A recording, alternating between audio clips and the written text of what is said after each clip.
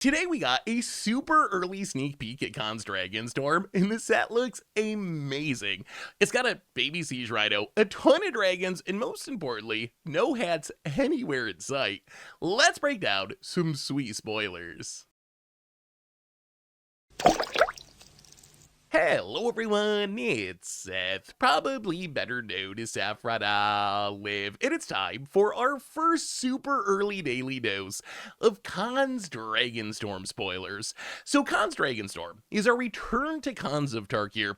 Wizards actually called it a love letter to the original, and I gotta say, from the super early spoilers we saw today, they're actually right. This set looks absolutely amazing. For me, Khans is super nostalgic, one of my all-time favorite sets, and I think this one might actually live up to the original. So the set doesn't release until April 11th, so we got a little while till it comes out, but we got a bunch of really cool spoilers to talk about today, which means we should probably jump right into it, start talking sweet new Khans Dragonstorm cards.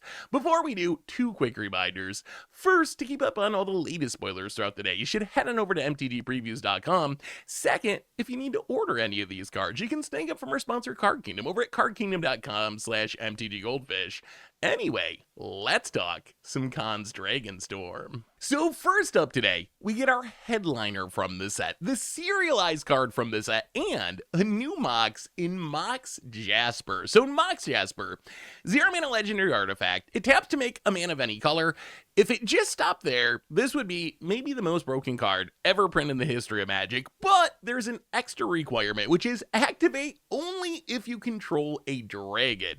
So Mox Jasper, obviously really powerful if you have a dragon on the battlefield. It's just free +1 mana of any color.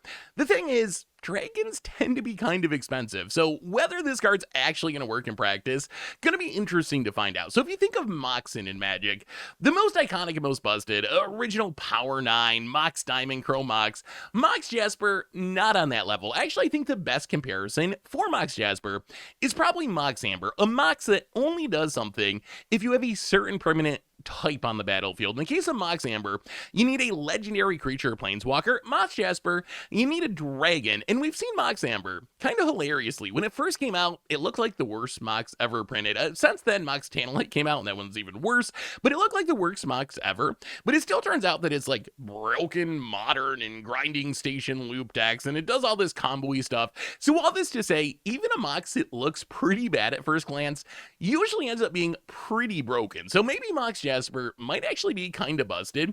The problem I see with Mox Jasper is dragons just tend to be expensive. I could only find a single 1-mana dragon in all of Magic and Slumbering Dragon, and then there's like a handful of 2-mana dragons, so it's going to be hard to get those explosive Mox starts with this. This is really like a mid to late game Mox in a lot of decks. If you look at just standard cards, it gets even worse. Like Shivan Devastator, I guess technically you could cast for 2 mana. Beyond that, there's only 2 3-mana dragons. So in standard Mox Jasper, discounting whatever we get in Khans Dragonstorm, and we probably get a bunch of dragons, so this card might look way better once we see the rest of the set. But in standard, this probably isn't going to make mana until like at least turn 3, maybe turn 4 in some decks.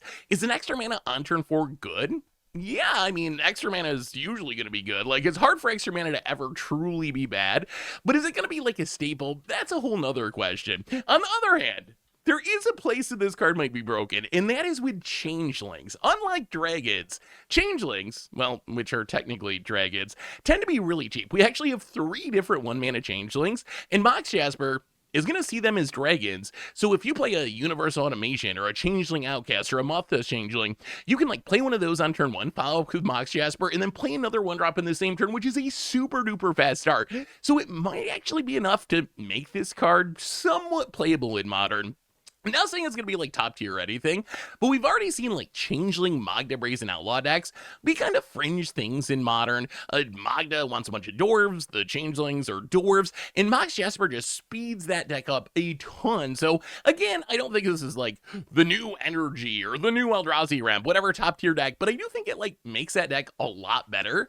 In Commander, I actually think the best comparison to this might be something like Arcane Signet, as weird as that sounds, where I don't think in a dragon deck, this is going to be making mana early in the game. It's not going to do that turn 1 I'm playing multiple things stuff. However, on turn 3 or 4 or 5, making mana any color once you get a dragon on the battlefield actually seems pretty powerful. So I think even though this isn't going to give you that fast broken turn 1 start, I think you would play this in pretty much any dragon deck, or Dragon, or Miram, or Tiamat. However, just like in Modern, I think it might actually be better in a Changeling deck. I know like Tomer has this tribal deck, or whatever he calls it now, where like Dragon's the commander, but really you're playing like a ton of Changelings and a bunch of weird lords with different creature types to pump the Changelings. In a deck like that, Mox Jasper is going to be really, really good. So I imagine this is an easy upgrade for Tomer's tribal deck. So Mox Jasper, I actually really like this card, and I might be eating my words in a few months, but to me, this actually feels like a pretty safe Mox, like a pretty balanced Mox, although I'm pretty sure I said that about Mox Amber, and I guess Mox Amber actually is a pretty balanced Mox, but like I said before, it's still super busted in the right deck. So Mox Jasper, not going to go in every deck, it's not going to be as fast as most Moxen, but if you're a dragon deck, this card is really spicy. Speaking of dragon decks, we also get a new Sarkhan in Sarkhan Dragon Ascendant. So it's a 2-mana 2/2 red legendary human druid. It says when it enters, you may behold a dragon. If you do, create a treasure token. So to behold a dragon, you choose a dragon that you control or reveal one from your hand, which actually was a mechanic that wasn't keyworded, I believe, back in original Khans, where you had spells like Slumgar Scorn, which would make you reveal a dragon from your hand. If you did, you got an effect. So it's actually very similar to that, just keyworded now. And then it says, when a dragon you control enters, put a +1/+1 counter on it, and until end of turn, it becomes a dragon in addition to its other types and gains flying. So the question for Sarkhan is there going to be a deck for this? So what does Sarkhan really want? If you think about what this is, it's kind of like a Charming Scoundrel, a wily goblin, this 2-drop that can make a treasure, but you do need a bunch of dragons in your deck to make the treasure. If you're not getting a treasure off this, the card's really bad. So you got to have a bunch of dragons to make it work. And then it kind of reminds me of Sarkhan Soul of Flame in the sense that it ramps you into dragons, and then when a dragon enters, you get a benefit. Sarkhan Soul of Flame, probably better since it just turns into that dragon, but Sarkhan Dragon Ascendant, it's a 2-drop 2/2 that'll become a 3/3 once you play a dragon, and a 4/4 once you play the next one, and it gains flying, so it's kind of like Godric in the sense that it's going to turn into this really cheap evasive beater. So I think what Sarkhan really wants is a busted 4-drop dragon. I think the dream for Sarkhan is you play it on turn 2, you reveal a 4-drop dragon, and then the next turn you play the 4-drop dragon, you're able to grow this Sarkhan, smash in for damage. I think really a hasty 4-drop dragon is what would really make some sort of Sarkhan aggro deck work. Right now, the best 4-drop dragon I could find in Standard is Decadent Dragon, which is a fine card, but probably not going to be enough to make a Sarkhan deck a thing. The good news for Sarkhan is, I mean, it's called Khans Dragonstorm, so I imagine we're going to get a ton of dragons in this set. So it's kind of incomplete to evaluate Sarkhan right now. I feel like once we see the entire set, I would not be at all surprised if there's a dragon deck where Sarkhan is a key 2-drop, but right now we just don't have a ton of dragons in Standard. Speaking of new dragons, we did get one already that looks super good in Shiko, Paragon of the Way. So it's a Jeskai 5-mana 4/5 legendary spirit dragon, and I believe Wizard said that each of the color combinations is going to get one of these, so it should be a mythic cycle of 5 of these, and then that mythic cycle going to be repeated in the commander precons, but with different versions. So there will also be like a commander precon Shiko, but Shiko, 5-mana 4/5 Jeskai legendary spirit dragon, flying and vigilance. When it enters, exile target non-land card with mana value 3 or less from your graveyard, copy it, and you can cast the copy without paying its mana cost. And a copy, if it's a permanent, becomes a token. So Shiko, it's essentially like a weird mixture of like Snapcaster Mage, but you cast the spell for free, but you don't get flash, like a Sun Titan, but you're able to cast spells with it, but it doesn't trigger when you attack. When you add all that together, I feel like this card should be pretty good. Like the worst case of this card is you pay 5 mana, you get a 4/5 flyer, and then hopefully, assuming your graveyard is active, you get a 3-mana spell as a bonus. That seems like a pretty good deal, like a big flying body and free graveyard value. And this can cast any non-land from your graveyard. So this can cast a removal spell like Get Lost, and get back a creature like Enduring Innocence, and get back an enchantment like Temporary Lockdown. Doesn't matter. Shiko can get back any of those things. So the flexibility is really huge. It's kind of cute with Monument of Endurance. I might just be addicted to Monument of Endurance right now, but I've been working on this Monument of Endurance Artist Talent deck where you play Monument, you play Artist Talent, and then you just like cast random removal spells and you loot with Artist Talent to trigger the Monument and generate value and eventually drain your opponent out of the game. I think Shiko could be really good there because you're already filling your graveyard with the drawing and discarding. It gets back all of our key combo pieces and it gives us like a backup plan for winning the game, which is beating down with this big flyer. So I think I'd play it there at a minimum, but I think there's a whole bunch of different shells that can potentially take advantage of this card. Like I mentioned before, it's a good dragon card. We already got Zergo and Ojutai in standard for a little while longer. We got new Sarkhan. Maybe there's some sort of Jeskai Dragons deck. That was like a deck in original Khans 10 years ago. Jeskai Dragons were like kind of a real thing. If you want to go really deep with Shiko, you can try to do some like janky blink shenanigans where you like cast a Shiko, have a Flicker of Fate in the graveyard to flicker the Shiko, and then have a Ghostly Flicker in the graveyard to flicker the Shiko. This isn't really doing anything but upping your storm count, but imagine doing it a bunch of times and then like casting a Dragonstorm to get a ton of dragons or a Grape Shot or whatever. Probably more of a meme than anything, but it does sound pretty funny. In Commander, I think this is just like a solid card. I like cards like Sun Titan. I play Sevine's Reclamation. If I'm a dragon deck that's in the colors, I think I just run this for value just to recur things from my graveyard. So I think that Shiko seems like a pretty solid card. I feel like this can definitely be a standard card. The only challenge right now with evaluating these cards, so Khans, just like original Khans, is built around these 3-color combinations, right? It's built around these wedges of 3 colors, and right now we just don't have a lot of 3-color decks in standard. So when we look at a card like Shiko, there's no obvious home that exists in standard for it, but things are going to look a lot different once we get Khans, because I assume we're going to get mana to support 3-color decks. We're going to have a bunch of other things in these 3-color combinations to push you that direction. So even though there's not a pre-built home for Shiko right now, I imagine that once we see the rest of Khans, it'll probably exist. Next up, we have a new mythic enchantment in Smile at Death. So Smile at Death with Alicia on the art, definitely a reference to Alicia, who, if you didn't realize, is actually canonically dead, even though we just got an Alicia card in Foundations, but Foundations, I don't think takes place in the, like, canonical timeline, so that's an Alicia from the past, I think. But Alicia's dead, Smile at Death, referencing Alicia, has Alicia in the art, and its ability actually kind of Alicia-like. So for 5 mana, get an enchantment that says, at the beginning of your upkeep, return up to 2 target creature cards with power 2 or less from your graveyard to the battlefield. Put a +1/+1 counter on each of those creatures. So Smile at Death is really interesting. It obviously calls back to Alicia who smiles at death, which reanimated things with power 2 or less. Alicia who laughs at fate also got back cheap creatures. I think when I first saw it, I was like, okay, this is kind of like a Dewdrop Cure, right? You play this every turn, you get back 2 cheap things from your graveyard. But notice, Smile at Death doesn't say mana value 2 or less. It says power 2 or less. So it's actually like a double Vesper Lark, but even better. The fact that it triggers off power rather than mana value actually opens up some really sweet shenanigans. Like, look at Agent of Treachery, Darksteel Splicer, Trostani Summoner, Hornet Queen, Duplicate. These are all really expensive creatures. Some of them, like Hornet Queen or Trostani Summoner, they add a ton of bodies and power to the battlefield, but technically there's power 2 or less. So if you have a Smile at Death, you can be reanimating these every turn. You can like reanimate them, sack them, reanimate them, make a bunch of tokens, exile your opponent's stuff, steal their board, and you can do some of this stuff in Standard. Like in Standard, we're getting Jumbo Cactar. This can get back a Jumbo Cactar each turn. Threefold Thunderhawk, Guarded Hair, kind of like a mini Trostani Summoner, making 2/3/3 Knights, Prime Speaker Zagana. So those are some of the shenanigans, but I think that actually the way this will probably see the most play, at least in Standard, I would say, is it's kind of like an Urbra's Forge. So I know that's a weird comparison to make, but think about how Urbra's Forge is played. Most commonly, you put it in your sideboard, you're some sort of creature deck, some sort of aggro deck, and you're like, all right, I'm going to play against this control deck that's going to try to kill all my stuff.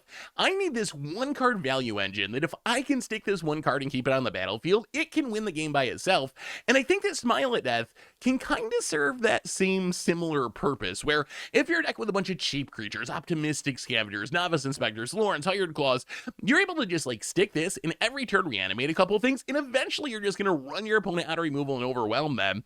The problem with this card, and the reason why I think it is actually probably not going to see a ton of Standard play, is it lines up super poorly with the current meta. Like, what I think actually happens with this, since it triggers on your upkeep, is you play it for 5 mana, and your opponent this town ain't big enough set, and then you gotta play it again for 5 mana, and then they do it again, and then cast a Hopeless Nightmare and make you discard it, and then you cry and close Magic Arena. I'm not saying that's happened to me, but it might have kind of happened to me. Not with Smile at Death yet, but many other cards.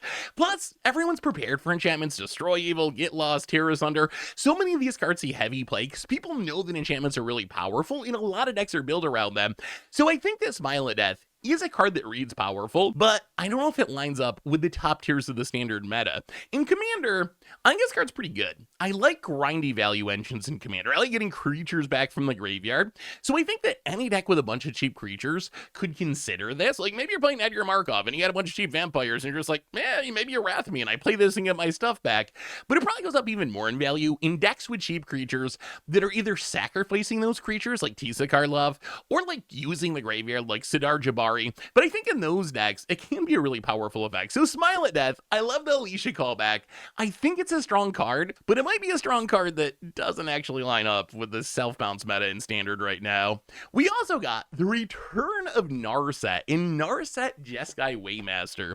So a 3-mana Jeskai, 3/4, so actually pretty good stats. It's a human monk. It says at the beginning of your end step, you may discard your hand. If you do, draw cards equal to the number of spells you cast this turn.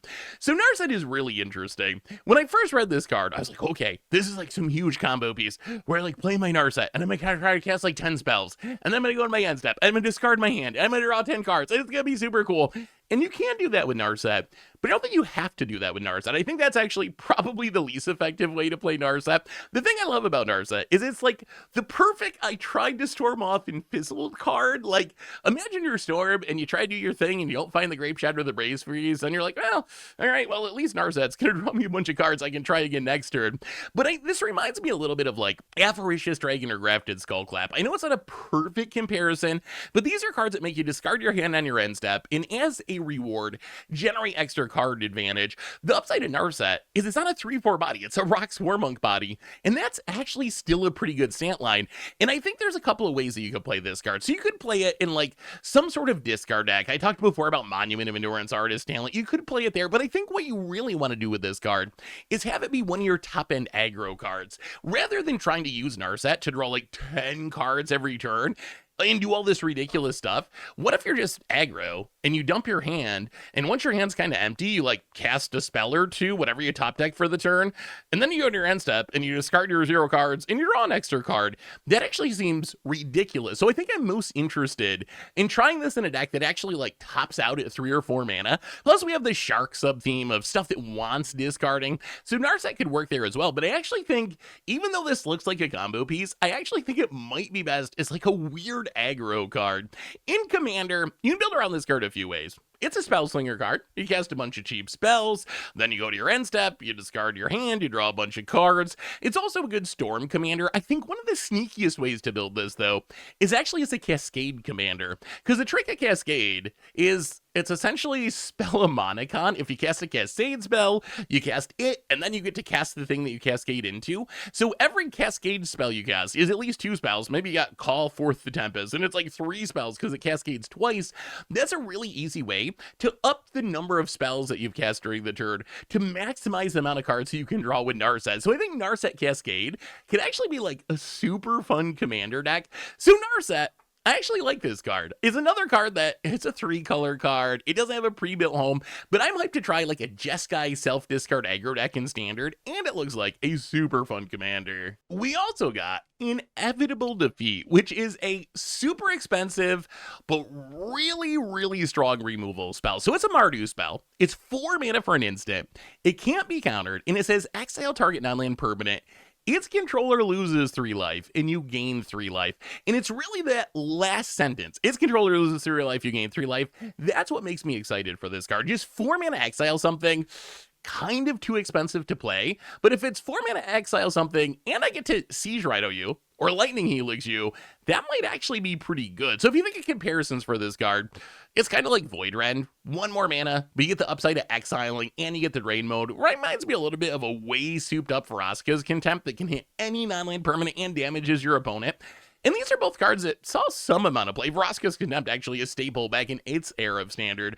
But Inevitable Defeat, as I mentioned before, I think this is actually like a Siege Rhino or a Lightning Helix. Imagine some sort of like Mardu burn deck where you're playing Lightning Helixes, you're just burning your opponent, controlling their board, and then you have Inevitable Defeat, which is essentially another Lightning Helix that is attached to a removal spell that gets rid of your opponent's best thing.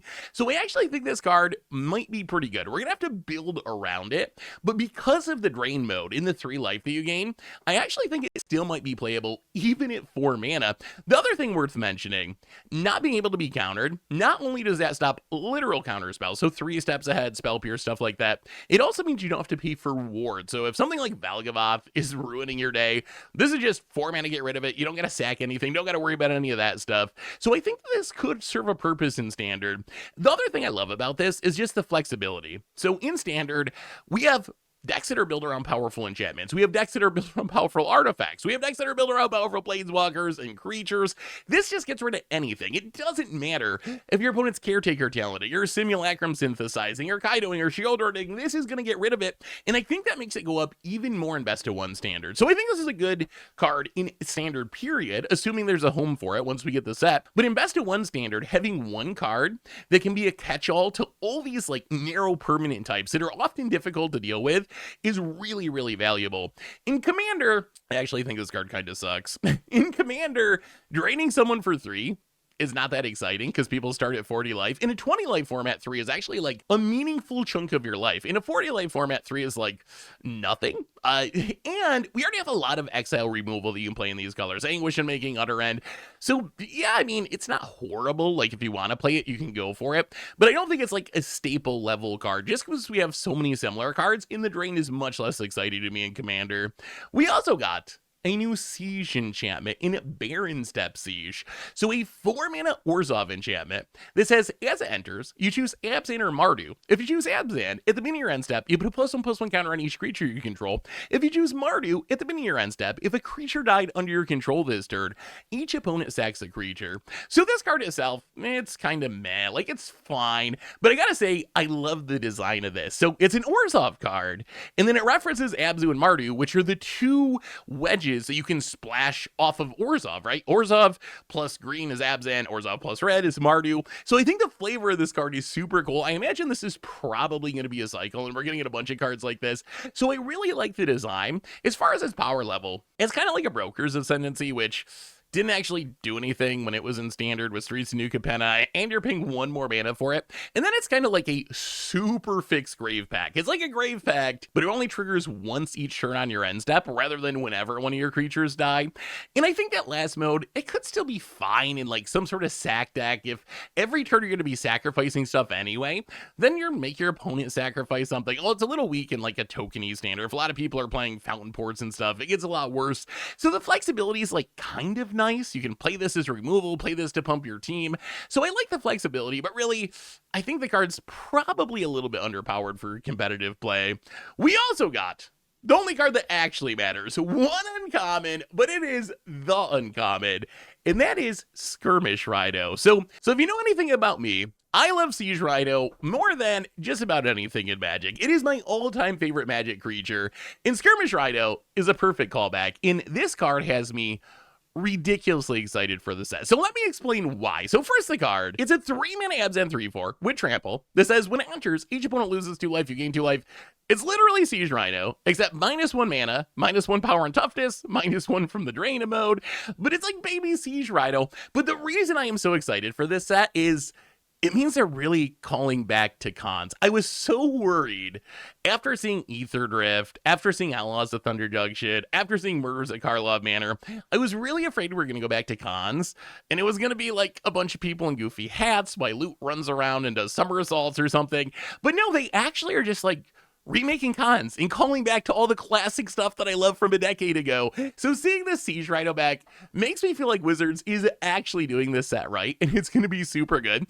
Also worth mentioning, I think this card's actually pretty good. I think you could even argue it might be better than literal Siege Rhino. Like, it might actually be more competitive at 3 mana, even though its stats and drain mode is a bit smaller. So I think if there's an Abzan deck, I could certainly see this seeing play in Standard.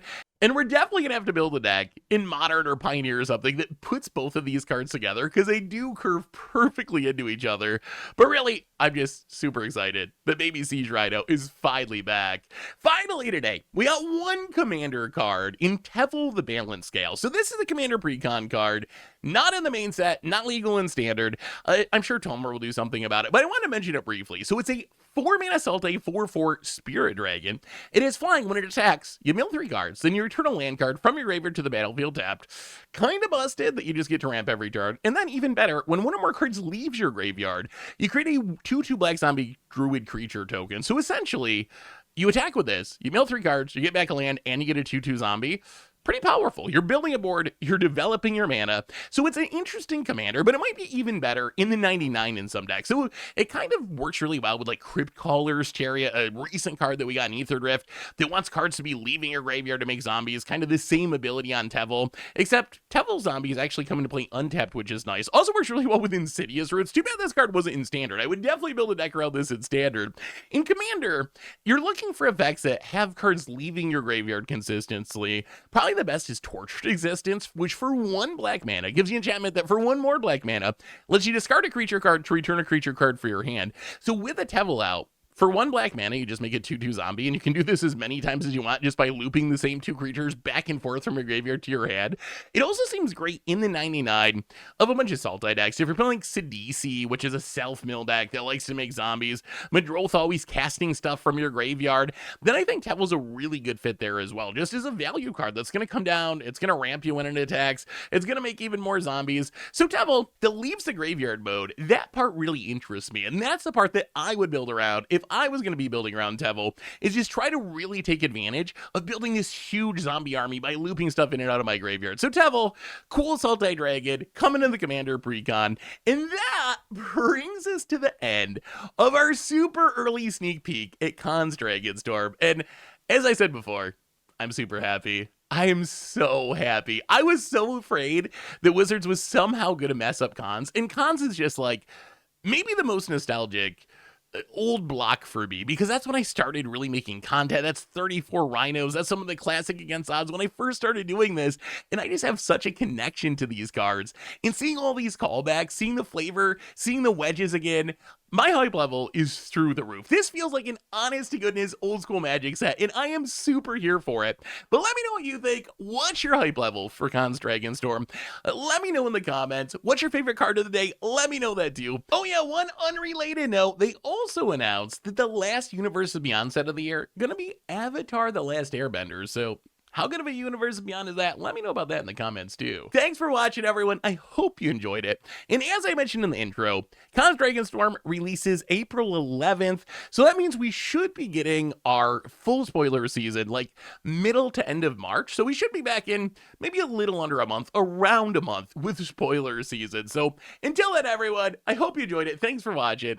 I will talk to you soon. Looking for even more Magic? We can check out our Final Fantasy sneak peek spoiler video here, or maybe this week's Against the Odds, where we taught some arena zoomers about Chrome Box and Blood Moon.